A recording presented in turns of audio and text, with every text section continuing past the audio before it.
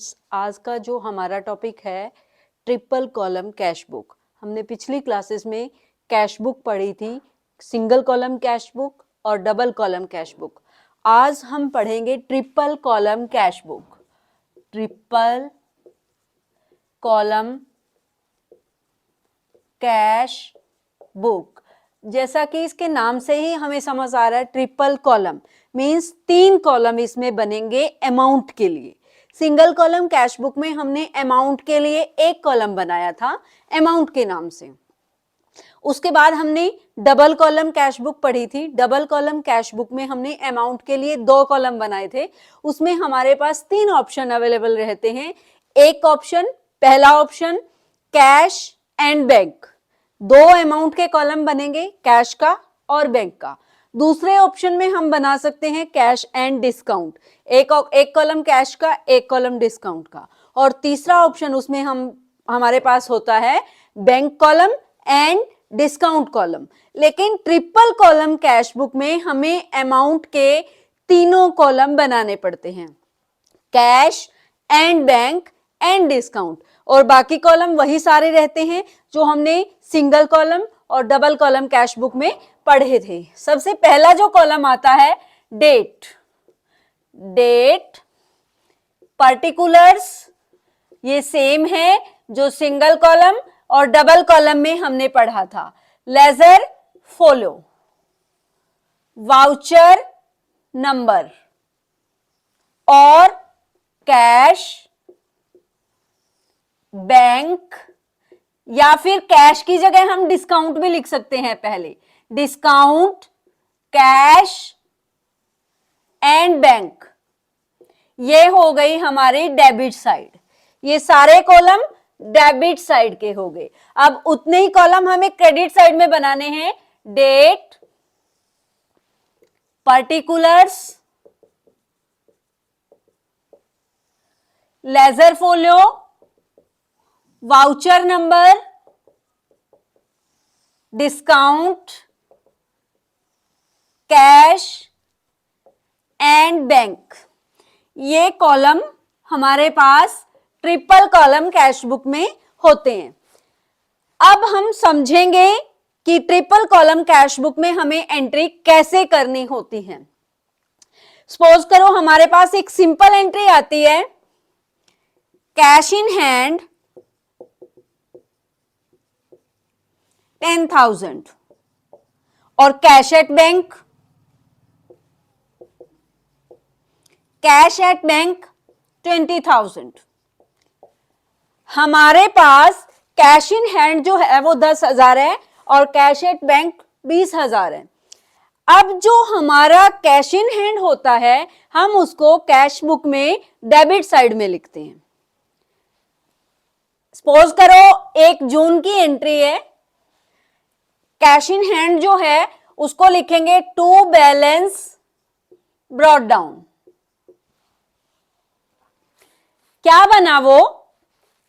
To balance brought down. कितना balance cash का लेके आए वो हम कैश के कॉलम में लिख देंगे। कितना बैलेंस बैंक का लेके आए वो हम बैंक के कॉलम में लिख देंगे। जितना बैलेंस कैश का था वो कैश के कॉलम में, जितना बैंक का था वो बैंक के कॉलम में हमने लिख दिया। यानी कि हम पिछले मंथ की जितनी भी, या पिछले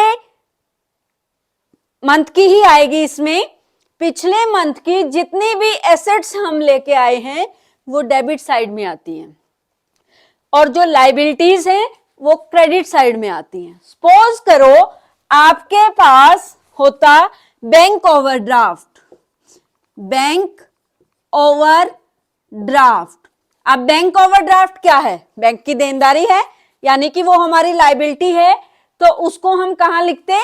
क्रेडिट साइड में और बैंक के कॉलम में लिखते।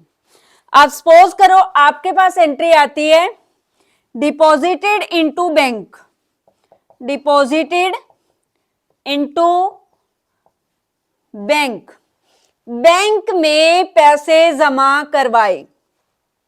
जब हमने बैंक में पैसे जमा करवाए, ये वाली एंट्री हमने डबल कॉलम कैश बुक में भी समझी थी। एक बार थोड़ा सा रिपीट कर लेते हैं इसको। डिपॉजिटेड इनटू बैंक, बैंक में पैसे जमा करवाए।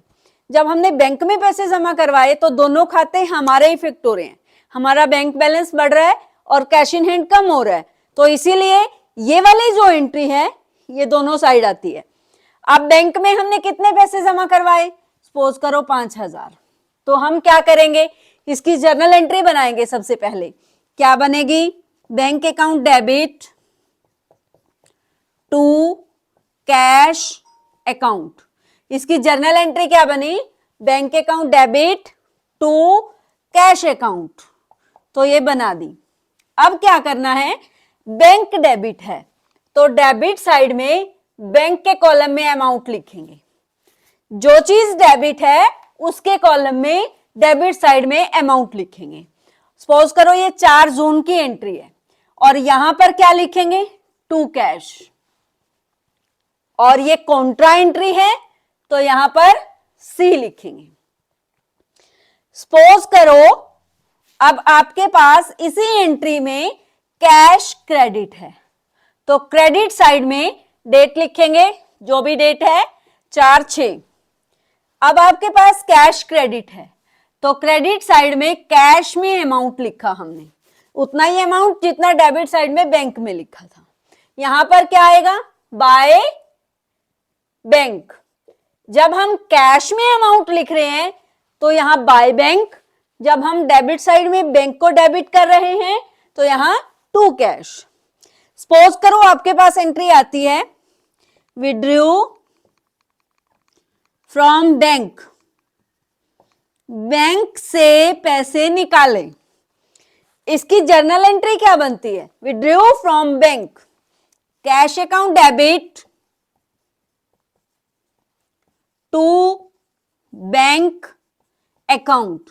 हमने बैंक से पैसे निकाले, कैश डेबिट है। सपोज करो हमने 10,000 रुपीज बैंक से निकाले, 10,000 रुपए। अब इसमें क्या है, कैश डेबिट है, तो डेबिट साइड में हम कैश के कॉलम में अमाउंट लिख देंगे। सपोज करो ये 5 जून की एंट्री है, जब हम कैश में अमाउंट लिख रहे हैं तो यहां लिखेंगे टू बैंक, क्योंकि कैश बुक में हम ऑपोजिट नेम से एंट्री करते हैं। अब क्या, बैंक क्रेडिट है तो क्रेडिट साइड में बैंक में अमाउंट लिखेंगे। जब बैंक में अमाउंट लिख रहे हैं तो यहां लिखेंगे बाय कैश। क्लियर। अब सपोज करो आपके पास एंट्री आती है withdrew from bank for personal use, for personal use. हमने बैंक से पैसे निकाले पर्सनल यूज के लिए। जब भी हम पर्सनल यूज के लिए पैसे निकालते हैं तो वो क्या होती है, ड्राइंग। तो इसकी एंट्री क्या बनेगी, सपोज करो ये 6 जून की एंट्री है, बाय ड्राइंग्स। यहां इस साइड क्रेडिट साइड क्यों आई, क्योंकि बैंक बैलेंस कम हो रहा है। कितने पैसे निकाले, सपोज करो 5,000 रुपए निकाले। नेक्स्ट हमारे पास आता है paid to Ram ₹3,800 in full settlement of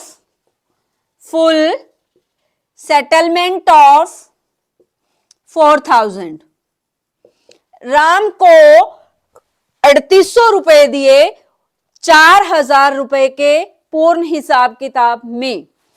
Ram को 4,000 रुपए देने थे और 3,800 रुपए दिए, यानी कि 200 रुपए क्या आया, डिस्काउंट। यहां पर ट्रिपल कॉलम का यूज होगा। देखो कैश और बैंक की एंट्री तो हम पहले ही कर चुके हैं, अब इसमें हमें डिस्काउंट मिला है या हमने किसी को डिस्काउंट दिया है तो वो वाली एंट्री भी करनी है। अब हम क्योंकि राम को पैसे दे रहे हैं तो कैश क्रेडिट हो रहा है, तो ये एंट्री क्रेडिट साइड में जाएगी।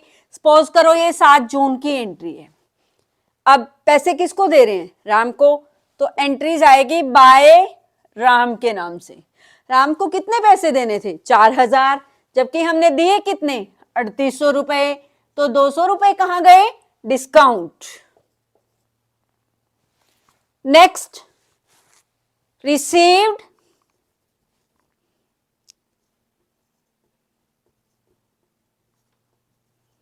From Vasu rupees 900 and discount allowed rupees 100। Vasu से 900 रुपए लिए और 100 रुपए की छूट दी। हमने वासु से 900 रुपए लिए, यानी कि कैश हमारे पास आया और हमने उसको 100 रुपए की छूट दी। सपोज करो ये 10 जून की एंट्री है, पैसे किससे आए? वासु से, तो टू वासु। अब कैश कितना आया? 900 रुपए। डिस्काउंट कितना दिया हमने उसको? 100 रुपए। सपोज करो आपके पास एंट्री आती है कैश सेल्स, थोड़ा सा सारा रिपीट हो जाएगा। कैश सेल्स, नकद सामान बेचा, नकद सामान बेचा। कैश सेल्स, जब हमने सामान बेचा तो हमारे पास पैसा आया। सपोज करो ये 12 जून की एंट्री है, पैसा कहां से आया? सेल से, तो टू सेल्स। कितने का बेचा? सपोज करो 5000 का सामान बेचा। सपोज करो आपके पास एंट्री आती है पेड सैलरी, हमने सैलरी पे की बाय चेक, सैलरी पे की बाय चेक, चेक के द्वारा सैलरी दी। ये एंट्री हमारे पास 14 जून की है, सैलरी दी तो बाय सैलरी। जब हम सैलरी पे कर रहे हैं तो हमारा कैश कम हो रहा है, और क्योंकि हम चेक से पे कर रहे हैं तो हमारा बैंक बैलेंस यहां पे कम हो रहा है। हमने 10,000 सैलरी दी।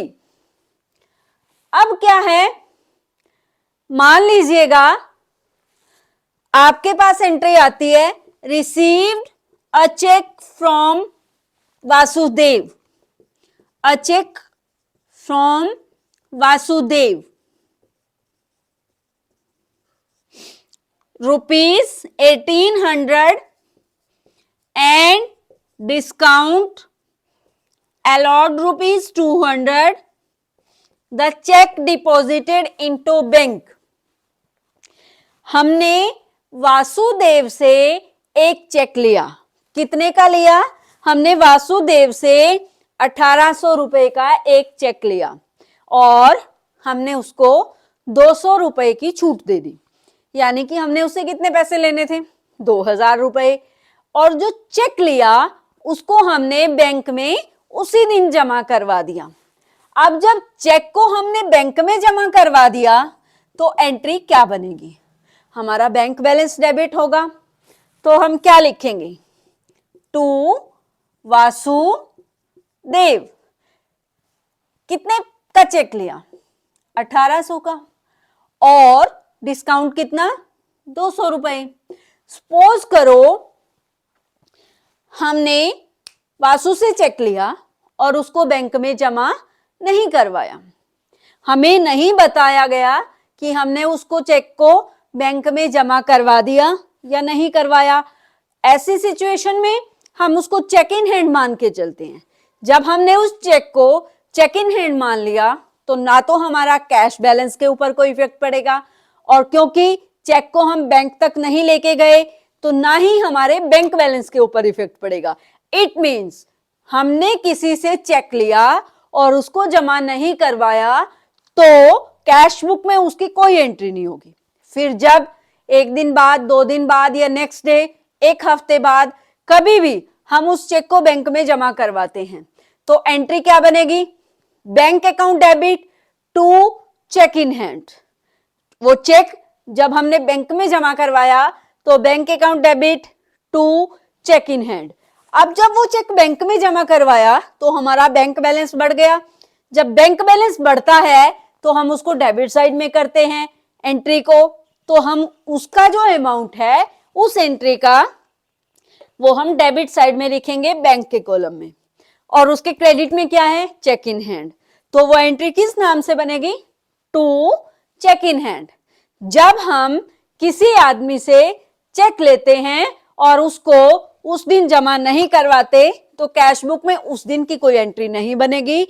जिस डेट में उसको जमा करवा रहे हैं उस डेट में टू चेक इन हैंड के नाम से एंट्री बनेगी। अब इसका टोटल करते हैं।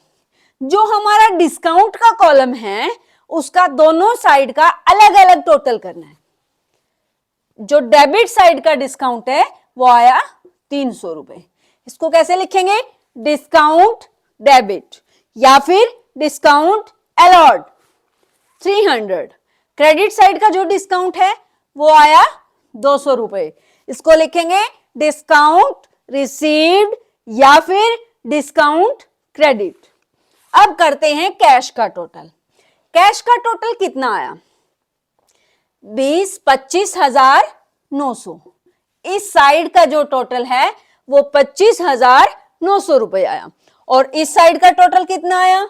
8500 रुपए। यानी कि जून महीने में हमारे पास 25,900 रुपए कैश आया, उसमें से हमने 8500 रुपए खर्च कर दिया।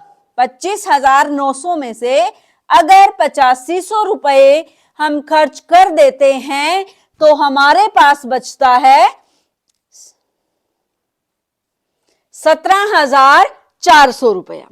जो पैसा बचा उसको क्या लिखेंगे? उस महीने की लास्ट डेट, क्योंकि जून में 30 दिन होते हैं तो 30 जून को हम क्या लिखेंगे? By balance carried forward. हम क्या लिखेंगे? By balance carried forward. जितना बैलेंस आया डेबिट साइड के कैश में से क्रेडिट साइड का कैश घटाकर उसको लिखेंगे और फिर दोनों साइड का टोटल हम बराबर कर देंगे।